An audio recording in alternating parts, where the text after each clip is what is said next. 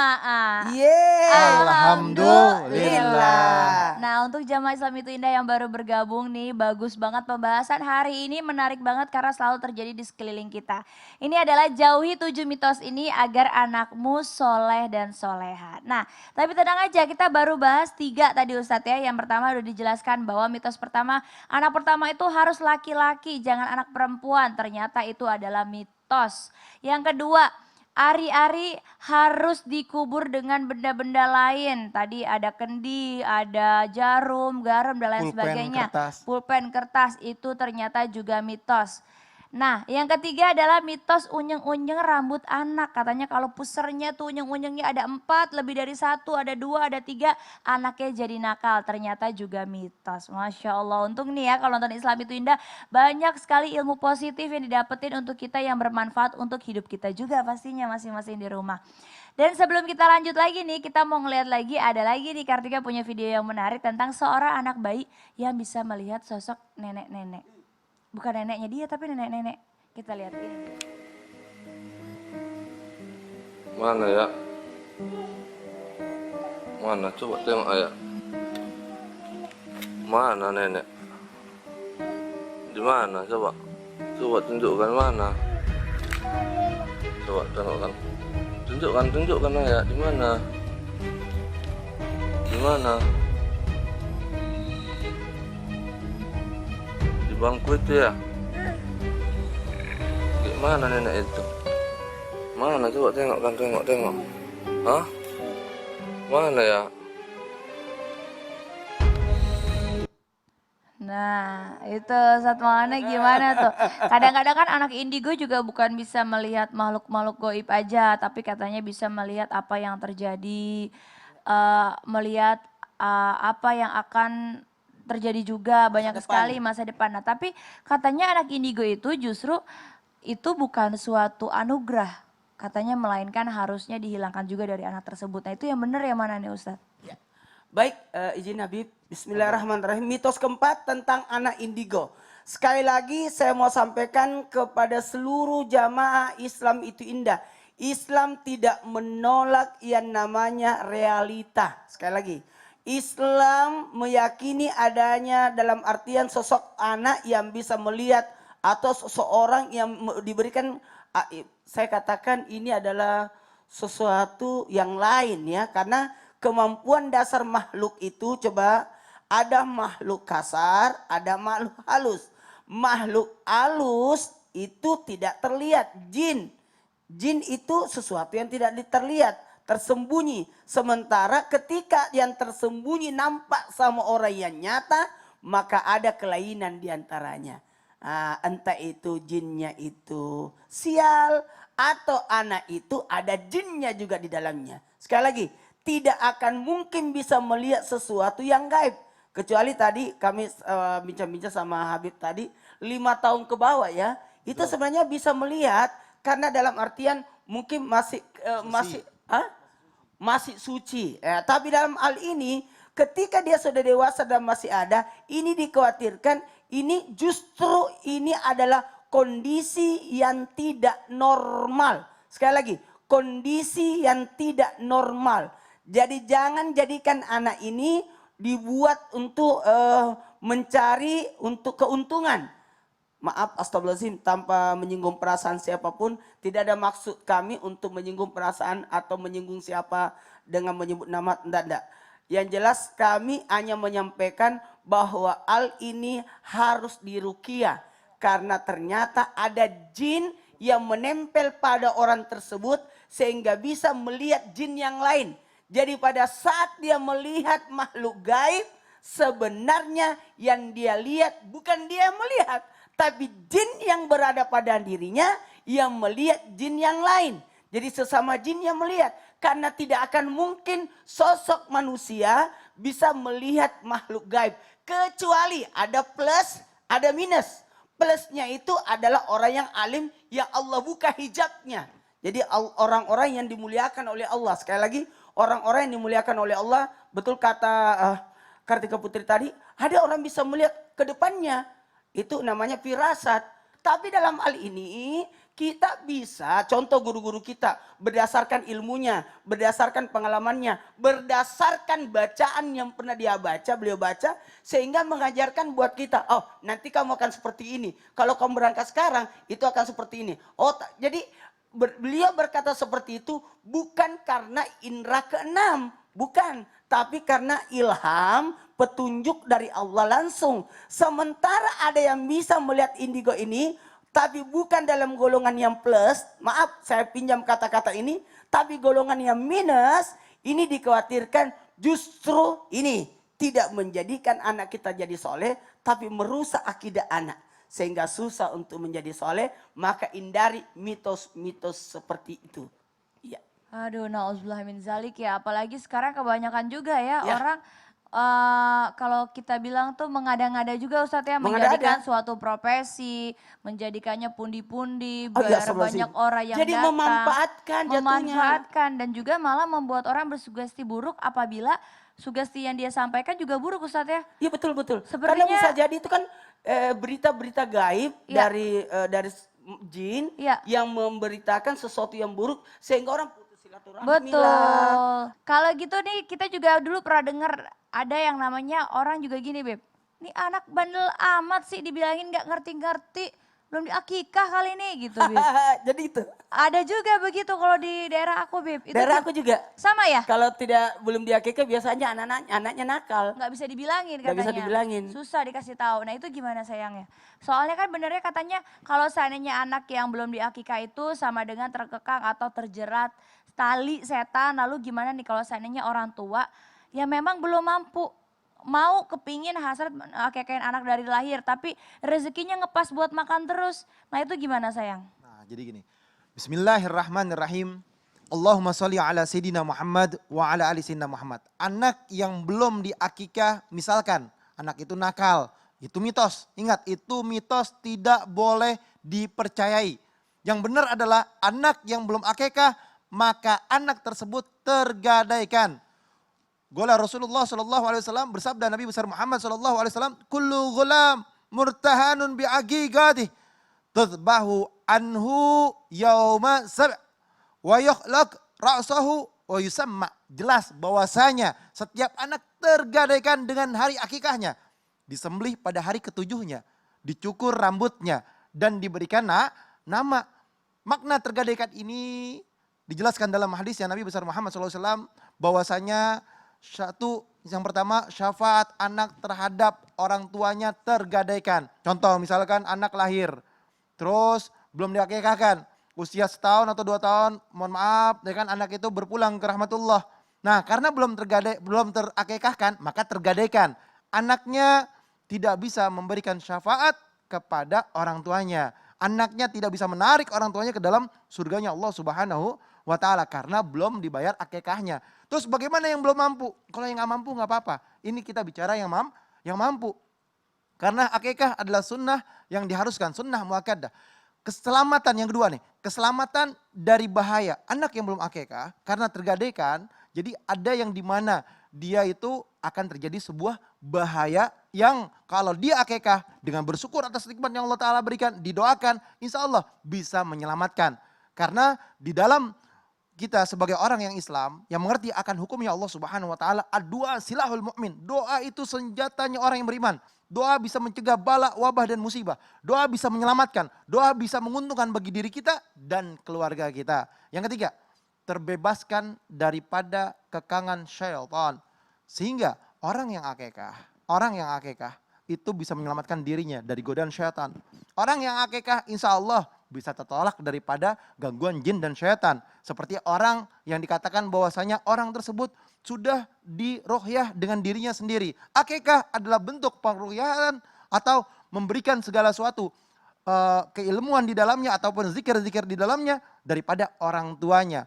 Didoakan, dibacakan Fatihah, dibacakan kulhu al-falak, an-nas, dibacakan ayat kursi dan lain sebagainya, didoakan, dipanggil orang banyak, dibaca tahlil, dibaca riwayat maulid Nabi Muhammad SAW untuk mendapatkan anak tersebut menjadi anak yang soleh dan soleha. Hukum akikah di sini saya sudah jelaskan tadi adalah sunnah muakkadah dan akikah adalah tanggungan daripada orang tuanya.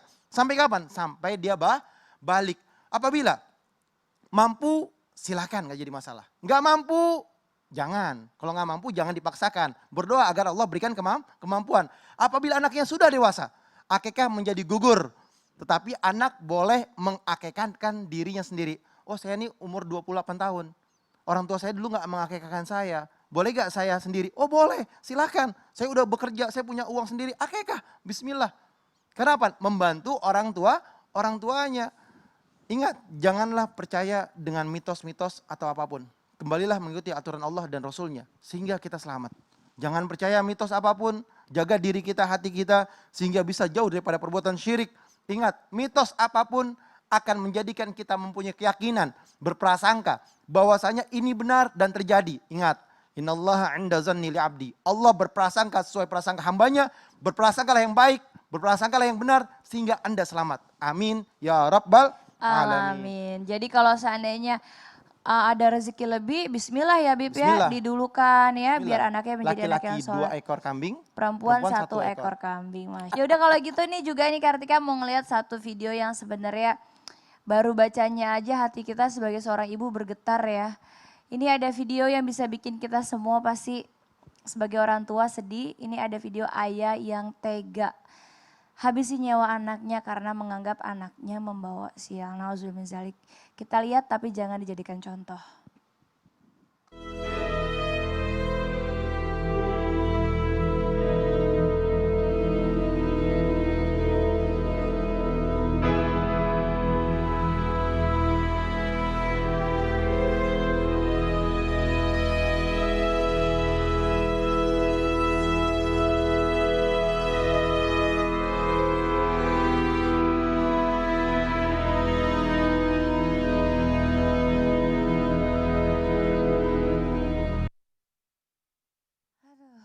Ini ada-ada aja ya, dibalik lagi tadi karena anak perbuatan di luar nikah yang disalahin anaknya. Yang salah kan perbuatan orang tuanya Iya. Ustadz ya. Tidak ada anak haram. Tidak ada anak yang mau dilahirkan haram, betul. Tidak ada anak haram. Ya. Yang haram adalah Perbuatan perbuatan orang tua. tuanya. Nauzubillah min dzalik. Nah apalagi tadi yang kita lihat banyak sekali juga orang tua yang kadang-kadang menyalahkan anaknya. Kondisinya sebelum punya anak mungkin makmur, ketika punya anak susah. Dibilang nih anak jangan-jangan pembawa sial. Nah ini gimana nih Ustadz nih? Benar gak sih kalau anak pengen soleh dan soleha itu mitosnya adalah harus dijauhkan dari orang tua bahwa anak itu pembawa sial. Misalnya harus dipisahin. Dijauhkan, dibuang dan lain sebagainya. Banyak sekali orang yang berpikirnya seperti itu. Dan benar gak jika anak membawa berkah ada metodenya. Salah satunya katanya biar berkah nih anaknya ditahnik. Terus kalau pertanyaannya boleh ditahnik dengan kurma itu dilakukannya juga harusnya sama orang alim, ulama atau orang tuanya juga sendiri bisa. Itu gimana Ustadz nih? Ya, aku langsung praktek aja ya. Oke. Iya. Jadi ini anak yang akan ditaknik ya. Jadi sebaiknya pada saat akikah ya. Iya. Sebaiknya dilaksanakannya pada saat akikah. Iya. Taknik itu adalah, saya langsung Habib aja ya. Enggak, ketika tahnik Ya. dimakan itu baca Bismillahirrahmanirrahim. Ya. Allahumma sholli ala Sayyidina Muhammad wa ala ali Sayyidina Muhammad. Dan juga baca Barakallahu fih. Atau kalau mau doanya panjang ada juga. Ya. Allahumma sholli wa sallim ala Sayyidina Muhammadil Fatihah lima ughliqal khatimi lima sabaqan nasyil haqqa bil haqqi wal hadi ila siratal mustaqim wa ala alihi wa sahbihi haqqa qadrihi wa miqdarihil azim. Allahumma aghrizna min zulumatil wahmi wa akrimna binuril fahmi wa ftah alaina bi ma'rifatil ilmi wa ahsin akhlaqana bil hilmi wa sahhil lana abwaab fadlik wa ansur alaina min khazaini rahmatika ya arhamar rahimin. Itu doanya diusapkan anaknya baru dikunyah-kunyah baca selawat yang banyak baru dimasukin. Ustaz Fadol. Iya. Mohon izin ya Habib. Tafadhol. Habib sudah biasa ya mentaknik orang semua. Karena rata-rata anak-anak itu dibawa ke Habib supaya ditaknik. Supaya betul. Bisa menurunkan kebaikan dari Betul. Habib. Berkah dari Habib karena Amin. keturunan Rasulullah. Masya Allah. Masya Allah. Baik, bismillahirrahmanirrahim dari Ibnu Hajar Asqalani menjabarkan bahwa taknik adalah mengunyah sesuatu kemudian meletakkan, memasukkan ke mulut bayi yang baru lahir lalu digosok-gosokkan di langit-langitnya. Jadi sebenarnya banyak makna di balik. Kenapa rambut itu digundulin supaya cerdas. Kenapa supaya cerdas? Supaya darah yang menempel pada rambut anak yang menutupi ubun-ubunnya itu bisa bersih. Nah, begitu pula sebenarnya harus ada yang dibersihkan juga di langit-langit anak-anak itu. Jadi sebenarnya tujuan daripada mentaknik anak itu adalah meletakkan makanan yang baik Ingat, kurma itu makanan berkah. Sekali lagi, kurma makanan berkah yang baik, yang penuh keberkahan sebagai untuk menguatkan. Jadi anak-anak di teknik itu, jadi dihancurin dulu ya, Masya Allah. Aduh, dimasukin di mulut. Jangan ketelan Ustadz.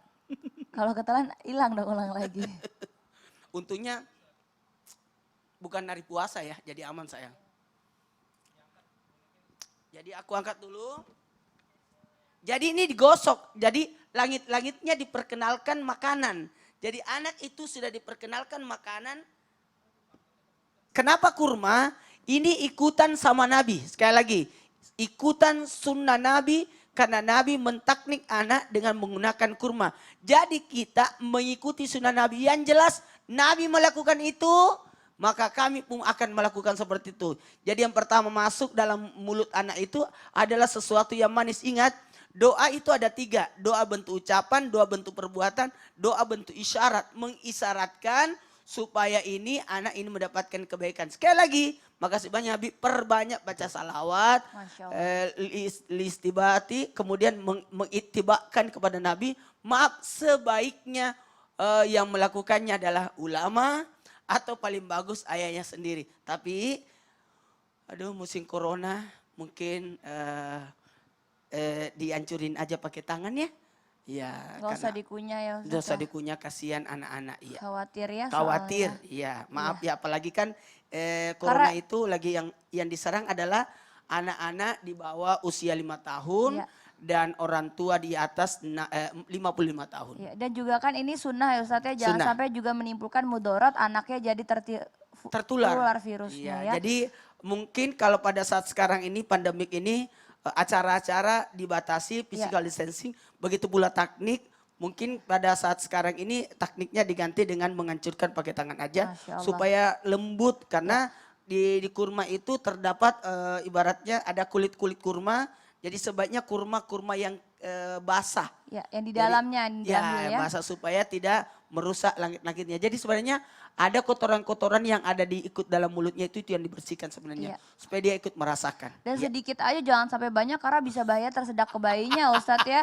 Kadang-kadang kalau Kalau orang saya- tua yang nggak ya, tahu bisa Kalau bahaya. saya biasanya pakai madu Masya Allah. supaya lebih mudah. Iya, Ya. lebih cair. Iya, nah Masya Allah udah dapat lagi nih kita ilmu baru. Dan juga sayang, aku mau tanya juga nih sama sayang, Ustadz lagi lengket tangannya ya. Nah jadi gini, apakah benar jika anak pengen anak soleh dan soleha juga harus dijauhkan dari mitos yang ini nih? Mengenai soal jodoh, katanya anggapan kalau seorang adik melangkahi kakaknya untuk menikah duluan. Apalagi khususnya kakaknya kakak perempuan, maka nanti kakaknya itu susah dapat jodoh. Kebanyakan kejadian nih kalau adik kakak nunggu-nungguan gitu. Kakaknya nggak nikah-nikah, adiknya jadi nunggu lama banget gitu. Akhirnya semua nggak nikah. Akhirnya Gara-gara semua kakaknya. gara-gara kakaknya. Karena kakaknya juga bilang, awas ya kalau langkahin nanti saya susah nikahnya. Awas ngelangkain gak ridho dunia akhirat. Iya. Itu ada kalimat dan begitu lain biasa keluar. sebagainya. Nah itu gimana tuh Bib? Jadi gini. Jazakillah khair. Bismillahirrahmanirrahim. Allahumma salli ala Sayyidina Muhammad wa ala ali Sayyidina Muhammad. Tidak ada larangan melangkahi kakak untuk menikah. Dan anak yang soleh dan anak yang soleha adalah yang ditanamkan kebaikan di dalamnya. Dan tidak ada yang namanya mitos apapun. Jauhi itu. Islam tidak kenal yang namanya pelangkah dan juga uang pelangkah. Nggak ada. Ya ma'asyaral sebab man istata'al ba'ata fal yatajawwaj. Wahai para pemuda, kalau udah mampu, udah siap di antara kalian untuk mau menikah, fadl, bismillah nikah. Untuk melakukan perbuatan baik, bismillah jalankan. Untuk mampu memberikan nafkah, silakan nikahlah. Karena menikah akan lebih menundukkan pandanganmu, menjaga kemaluanmu. Sementara siapapun yang tidak mampu, hendaknya dia berpuasa.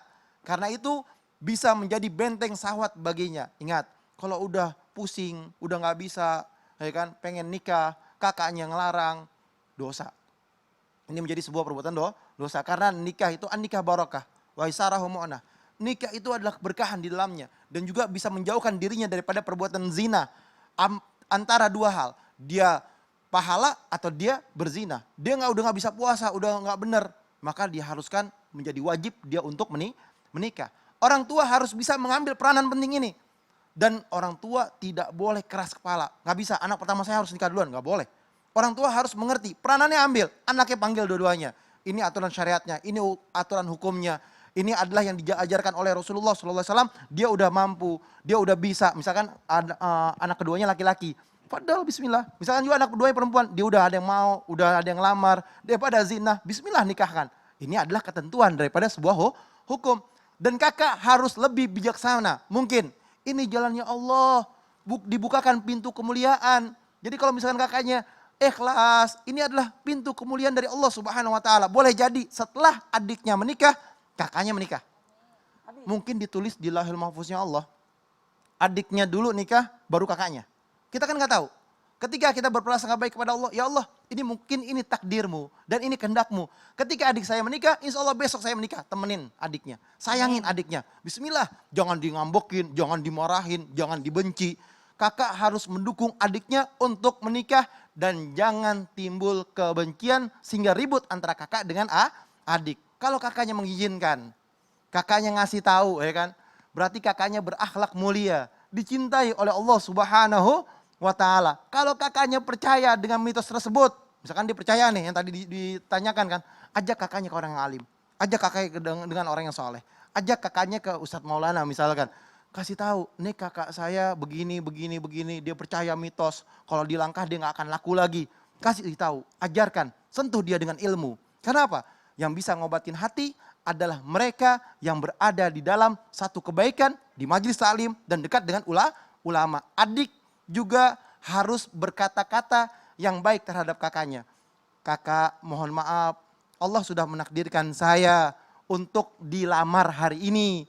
Kalau Allah menakdirkan ke depannya saya bisa menikah minggu depan atau bulan depan, saya minta ridho, minta ikhlasnya. Saya juga doain kakak agar kakak saya menjadi kakak yang dibukakan pintu oleh Allah untuk besok menikah, bisa bulan depan, bisa tahun depan, sehingga kita satu keluarga mendapatkan keberkahan. Dan juga kakak bisa menjaga saya, bisa mengurus saya dengan apa? Dengan tata cara yang baik, dengan kehidupan yang lebih baik lagi, sehingga kakaknya bisa memberikan nasihat yang baik. Oleh karena itu, adik kakak harus rukun, adik kakak harus baik, adik kakak harus saling mengerti dan memahami, adik kakak harus saling membantu, sehingga apa? Menciptakan yang dikatakan tadi, seakan ketenangan dalam rumah tangga tersebut, dan bapak mempunyai peran yang penting untuk mengatur anak-anaknya, dipanggil dua-duanya, sayang-sayangan, kasih sayang yang baik, mawaddah warahmah, kecintaan satu sama lainnya, sehingga dua-duanya menjadi dua anak yang saleh ataupun saleha yang dekat kepada Allah dan Rasulnya. Amin, ya Rabbal Alamin. Yaudah kalau gitu langsung aja nih, dari tadi juga ada jamaah yang udah gak kesabaran nih mau ada yang ngobrol sama curhat? kita. Ada yang curhat online Masya nih Ustaz. Allah. Kita sapa aja langsung yuk. Iya, iya. Assalamualaikum Assalamualaikum. warahmatullahi wabarakatuh.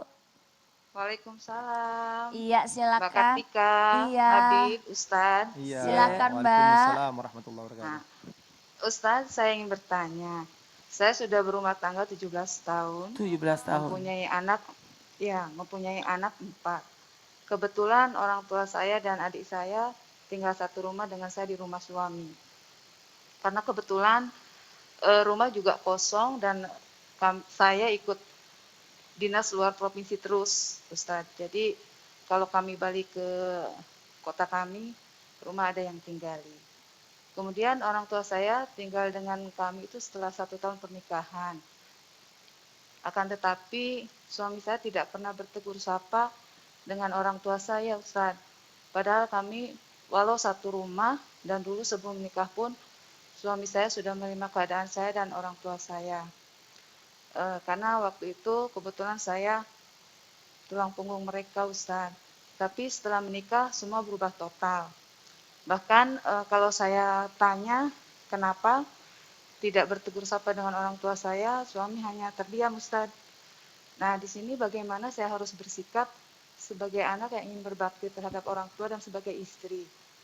Kemudian, karena tidak ada kerukunan dalam rumah tangga, Ustadz, jadi di rumah seperti masing-masing, Ustadz.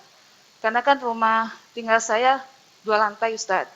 Orang tua saya tinggal di bawah, selebihnya suami saya kan hanya datang 1 minggu sekali, Ustadz. Jadi dia lebih banyak menghabiskan waktu di atas, Ustadz. Yang saya tanyakan, apakah suami dan orang tua saya selama tidak bertegur sapa, mereka berdosa dan amalan mereka nggak diterima, Ustadz. Terima kasih, Ustadz. Masya Allah, ini memang sering juga terjadi ya permasalahannya mbaknya juga. Mudah-mudahan tidak menjadikan sedih mbaknya karena banyak sekali juga di luaran sana memang kadang-kadang mantu dengan mertua tidak bertegur sapa tapi nggak tahu masalahnya apa. Ini sangat menarik sekali mbak. Jangan Iya. dimatiin dulu Skype-nya ya.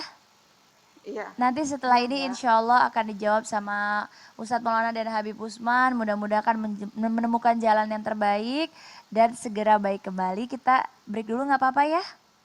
Iya, iya. Ya, ya. Jangan kemana-mana jamaah. Yeah. Oh jamaah. Yeah. Alhamdulillah. Alhamdulillah.